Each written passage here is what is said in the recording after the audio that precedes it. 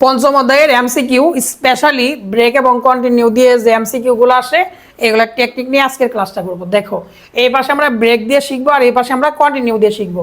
দেখো এই উদ্দীপকের আলোকে কি প্রশ্ন বলছে, প্রোগ্রামটি রান করলে আইসিটি লেখাটি কতবার প্রদর্শিত হবে। এর জন্য ফার্স্টে যে কাজটা তোমার করতে হবে, মাথাটা ঠান্ডা রেখে এই দিকে তাকাইতে হবে, ফল লুপের দিকে তাকাও। দেখো আয়ের মান কত লেখা আছে, 2 লেখা আছে, তুমি ফার্স্টে 2 লিখবা।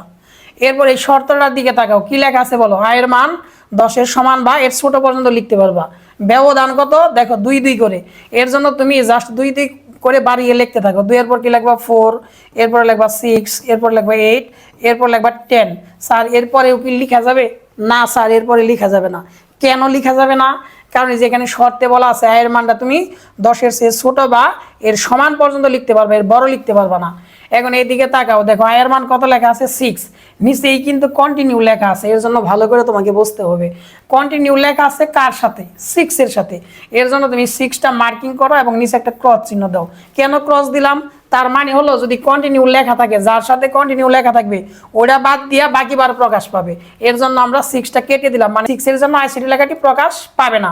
তাহলে কয়বার প্রকাশ পাবে? 2 এর জন্য একবার, 4 এর জন্য একবার, 8 এর জন্য একবার, 10 এর জন্য একবার। তার মানে 4 বার প্রকাশ পাবে। তার মানে অ্যান্সারটা হলো খ।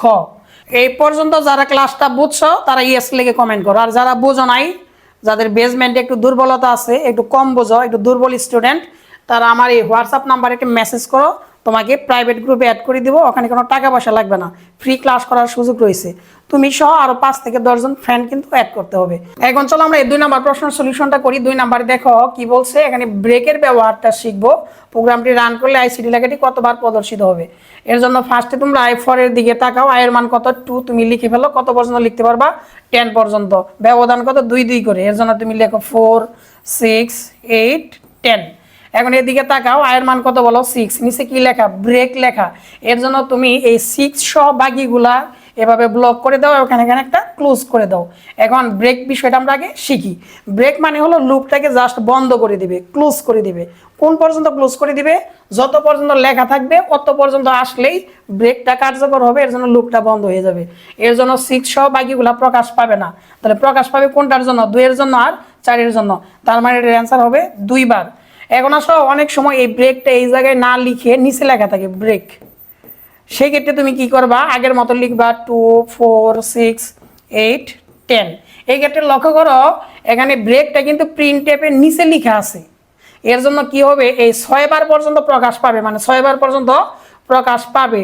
তার উপর পর্যন্ত একটা ব্লক করে দাও, এখানে ক্লোজ করে দাও। তার মানে 2 এর জন্য প্রকাশ পাবে, 4 এর জন্য প্রকাশ পাবে, 6 এর জন্য প্রকাশ পাবে।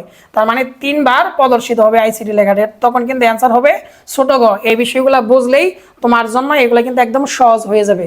যারা ক্লাসটা বুঝছো, কে কোন জেলা থেকে ক্লাসটা দেখতেছো, যার যার জেলার নাম লিখে কমেন্ট করো। ধন্যবাদ।